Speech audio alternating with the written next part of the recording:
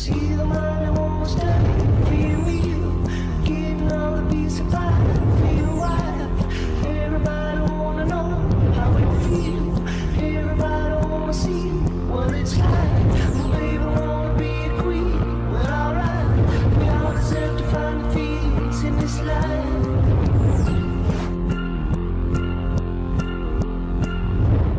Olá, boa tarde. Começando mais um Justiça em Ação. E no programa de hoje você vai ver o advogado Rômulo Serra tirando as dúvidas do telespectador no quadro já tão esperado, o quadro Fala Doutor. No segundo bloco teremos um giro pelo mundo jurídico, o que realmente de melhor aconteceu no segmento jurídico do Maranhão. Terceiro bloco, teremos uma entrevista com o Dr. Carlos Brisac, que gentilmente nos recebeu em seu escritório. Falou sobre a atual advocacia aqui do Maranhão e também sobre um projeto fenomenal que ele coordena. É o projeto #Vem Comigo, que tem invadido o Maranhão, capacitando os advogados, tirando as dúvidas do novo advogado que adentra a ordem. Olha, uma entrevista fenomenal.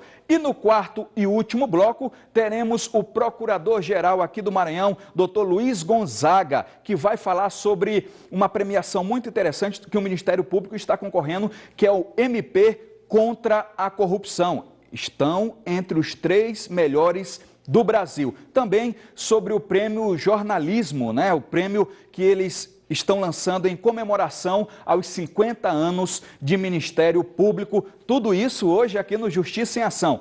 Quero lembrar você das nossas redes sociais. Estamos fazendo todas as quartas as lives. Olha, uma inovação, uma novidade que estamos trazendo para o segmento jurídico. Toda quarta-feira, às 21 horas, 20h30, mais ou menos, aí dependendo do entrevistado, do horário do entrevistado, estaremos com uma personalidade jurídica. Iniciamos agora na quarta-feira com o Facebook. Antes, só no Instagram, agora também pelo Facebook. E eu quero realmente agradecer a participação de todos vocês, também pelas redes sociais do programa Justiça em Ação. Tá muito bacana, tá muito legal. Siga lá, Instagram, @Justiça em Ação, e a nossa fanpage no Facebook é Justiça em Ação. E agora vamos ao quadro Fala Doutor com o Dr. Rômulo Serra.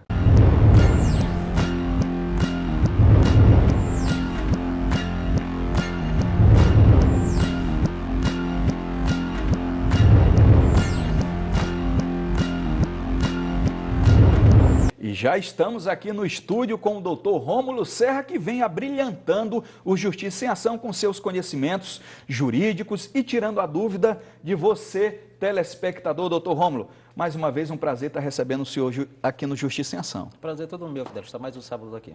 Bom, quero iniciar o programa, na verdade, esse quadro de forma diferente. Dr. Rômulo, que vem enveredando por outros, não posso falar mercado, mas de repente tem uma situação que era lazer, que virou trabalho, seria isso? Vi uma foto sua compartilhando com os telespectadores na sua fazenda, e aí eu vi que o senhor tem fabricado peixe, um açude, eu não sei nem como que é o nome. É o que? Aquilo ali, um açude, tem produzido peixe, não é isso? Na verdade é um lazer que virou negócio, né? Sim. É uma criação de piscicultura que nós começamos a fazer e nós estamos aí adentrando nessa área aí. Espero que consiga almejar êxito. Bacana, então a rapaziada que estiver precisando aí de um fornecedor bacana, a fazenda do Dr. Rômulo fica ali pela Baixada Maranhense, né? Isso, em Turilândia. Turilândia, pela Baixada Maranhense. Parabéns pelo empreendimento, olhei as fotos, muito bacana. Bom, vamos ao quadro Fala Doutor com o Dr. Rômulo Serra. O WhatsApp na tela, a sua dúvida você já sabe, é via WhatsApp, então envie seu questionamento, sua dúvida, e o Dr. Rômulo vai aqui estar no estúdio tirando e sanando qualquer dúvida sua. Dr. Rômulo, o Renato Prado. Renato Prado pergunta: doutor, tive um problema no motor do meu carro e acho que foi devido ao combustível. O que faço? Eu acho que ele abasteceu e logo em seguida sentiu um problema no motor do carro e está querendo saber se ele tem como, de repente, reparar algum dano que tenha tido no carro. Esse Fidelix, isso infelizmente é um dano corriqueiro e até de quanto mais que ocorre aqui, não só na capital maranhense, mas como no interior também. esse do Maranhão. Nesse tipo de situação, o consumidor ele pode entrar em contato diretamente com a ANP, que é a Agência Nacional do Petróleo, fazendo a reclamação. Efetivamente, para tentar reparar o dano que, no caso, a gasolina ou o álcool, qualquer do combustível, tipo de combustível que seja, que tenha lhe causado o problema, ele poderá entrar em contato com um profissional da área, solicitando um laudo que possa testar a origem do infortúnio, do problema, para poder solicitar a reparação junto ao posto de combustível. Interessante também que ele contenha, pelo menos no caso do cartão de crédito, cartão de débito, fica mais fácil porque sai a guisazinha, ou no caso de pagamento à vista, que ele solicite a nota fiscal para comprovar que efetivamente aquela gasolina que foi colocada de forma adulterada tenha vindo daquele posto de combustível. E só um parênteses, pegando um gancho, aí está a importância de, mesmo que abastecendo o carro, solicitar nota. No posto de gasolina, geralmente a pessoa não tem esse costume. Eu mesmo não tenho, né? Abasteço e não peço a nota, mas esse pedido dessa nota está endossando qualquer tipo de possibilidade futura na justiça, não é isso? Isso, porque dessa forma ele consegue comprovar que efetivamente aquele combustível que gerou aquele problema no carro, a origem se deu naquele posto de combustível que ele tem abastecido. É obrigação, no caso, como nós já falamos aqui em outras situações, obrigação e dever, no caso do estabelecimento comercial, fornecer a nota fiscal e direito do consumidor em exigir. Inclusive, se não me falha a memória, teve uma situação aqui, até mesmo na capital maranhense, que não faz muito tempo, de uma situação de um posto de combustível que baixou os valores cobrados para a gasolina, se não me falha a memória. E aí teve até denúncia para o próprio PROCON, em que o PROCON foi até o posto de combustível para fazer o teste e verificou que a gasolina tinha boa procedência, era de boa qualidade. E com isso se formaram filas quilométricas de carros justamente para abastecer, aproveitando o desconto e a promoção que foi feita. É até interessante esse tipo de situação e que o consumidor denuncie, porque no caso eu sou consumidor, você também é consumidor, claro. Então a gente pode se aproveitar ou evitar um prejuízo futuro. Verdade, perfeito.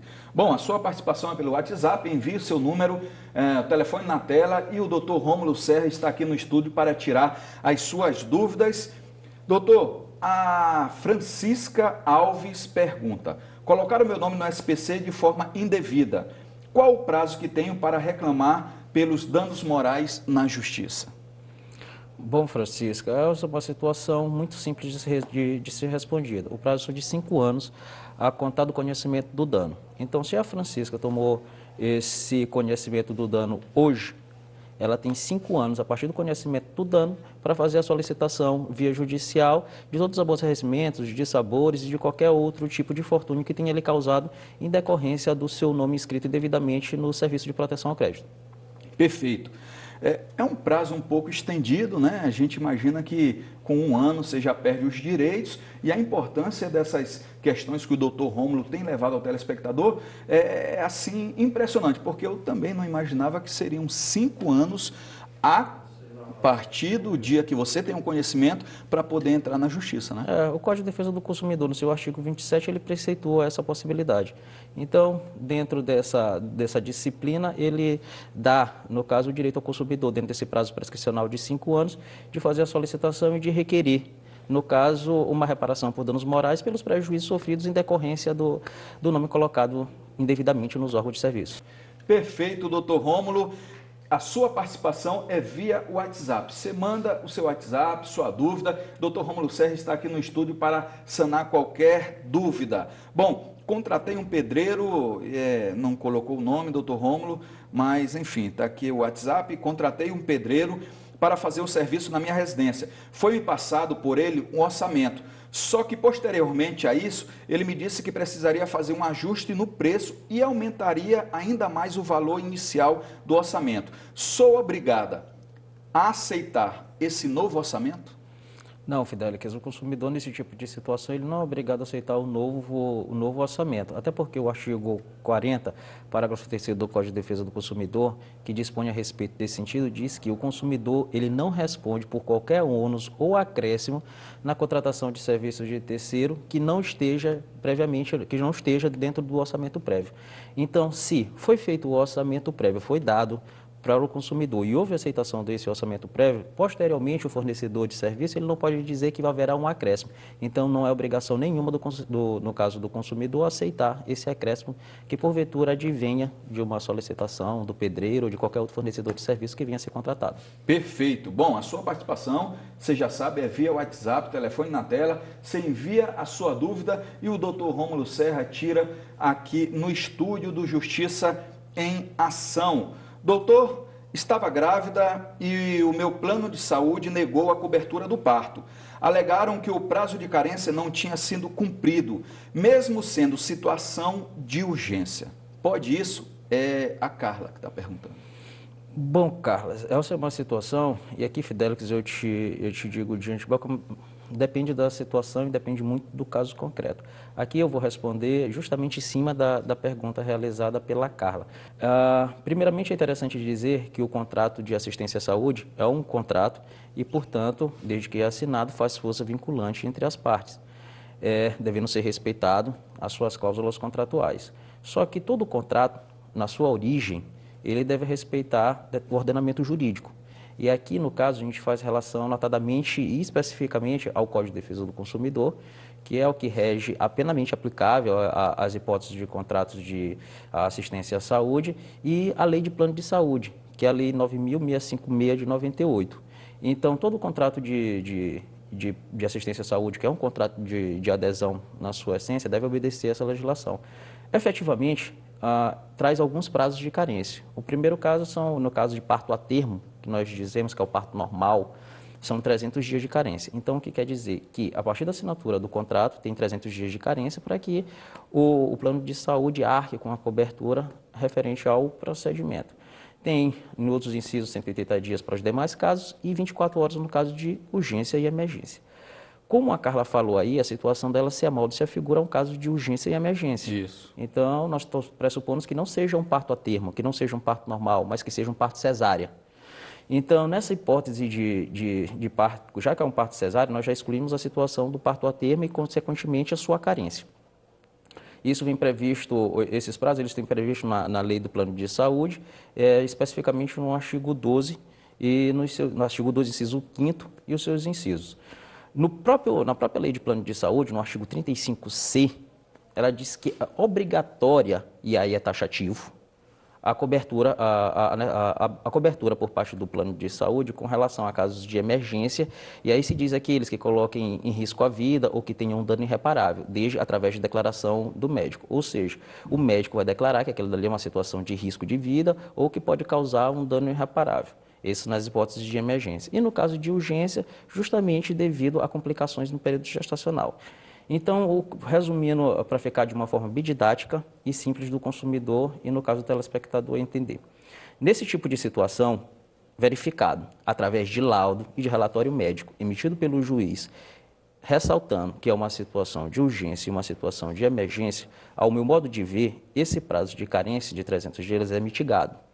Então, cai na hipótese de 24 horas, que é o prazo de carência. Se efetivamente teve esse prazo de 24 horas cumprido, obrigatoriamente há a necessidade e o plano de saúde tem que arcar com os custos inerentes ao procedimento que vai ser realizado. Tem um outro viés nesse tipo de situação que a gente tem que colocar aqui, porque é o que está sendo muito difundido, que na verdade está sendo muito usual, que no caso é o parto cesárea, mas de forma eletiva. Como é que é o prazo de esse parto cesárea de forma eletiva? É aquele parto que já vem com prazo pré-determinado. Por exemplo, os pais, de comum acordo, logicamente, com o médico que está fazendo um pré-natal, dizem que querem ter o filho em determinada data. Então, eles vão fazer o parto cesárea naquela data. Então, ao meu modo de ver, nessa situação, por mais que seja cesárea e não seja um parto a termo, e o parto cesárea pressupõe que seja um parto de urgência, mas nessas situações eletivas, eu não vejo como o plano arcar com a cobertura, porque isso já é uma condição pré-determinada entre as partes. Sai da hipótese da urgência e emergência. Sai da hipótese da urgência e cai nesse viés de ser uma cirurgia de cesárea eletiva, que já foi pré-determinada pelas partes, pelo médico, pelos pais, e isso aí eles fazem de comum acordo por qualquer motivo que seja. Diferentemente de uma situação em que não tem nada que seja predeterminado e por uma situação efetivamente de urgência, de emergência constatada pelo médico no momento da vistoria, alguma coisa, no momento da análise da gestante, constatar que não tem condição alguma de ela continuar com a gravidez, a não ser naquele momento fazer a cirurgia. Aí eu creio que nessas situações, todos os prazos de carência que tem com relação a essa situação, eles devem ser mitigados, prestigiando, no caso, o direito à vida.